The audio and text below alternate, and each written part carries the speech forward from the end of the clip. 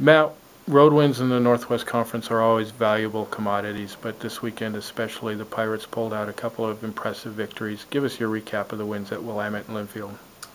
Well, we knew going into the weekend that we had two really tough opponents on our hands. Willamette is an experienced group that's playing really good basketball right now, defending at a really high level, and we knew this weekend ultimately would come down to defense.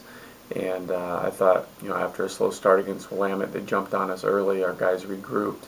Kyle Roach had a real big run early in the first half to kind of get things equated again and kind of hit the reset button. And from that point forward, we were able to build a lead and then absorb a real furious push from Willamette down the stretch.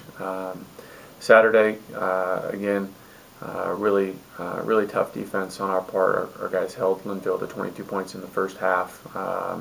Both games were extremely physical, and our guys really rose to the challenge. I was really proud of their toughness, their effort, and their execution of the defensive game plans. Talk about the flexibility of this team this year. This is a team that's won with offense, has scored 90-plus points in games, and it's a team that's won with defense this weekend, holding teams well below their scoring average. So what makes a team so flexible and adaptable to the situation? Well, I don't know if it's as flexible as it is just part of the growth process, and hopefully by the end of the year you are winning games with your defense because you've been able to build that as your foundation. And it's taken some time. We've had some really great defensive halves, but this weekend we were able to put together pretty solid 40-minute efforts, and that's what it takes in February and March to win games. So hopefully that's just part of our natural progression as we continue to build our identity.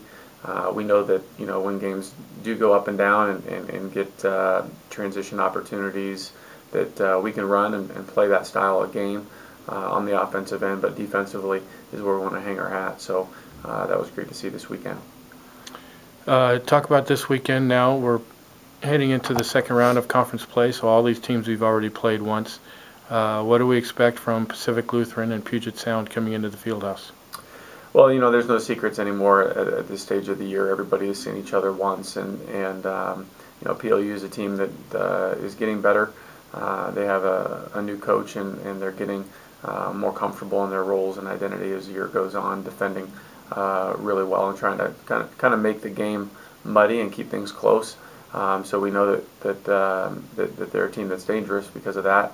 On the flip side, UPS is a team that has been playing at a furious pace all season long, really turning people over, shooting the three, at a really high rate, both in volume and percentage. And so it's going to be really a tale of two styles on Friday and Saturday night, and we've got to be able to execute in both situations.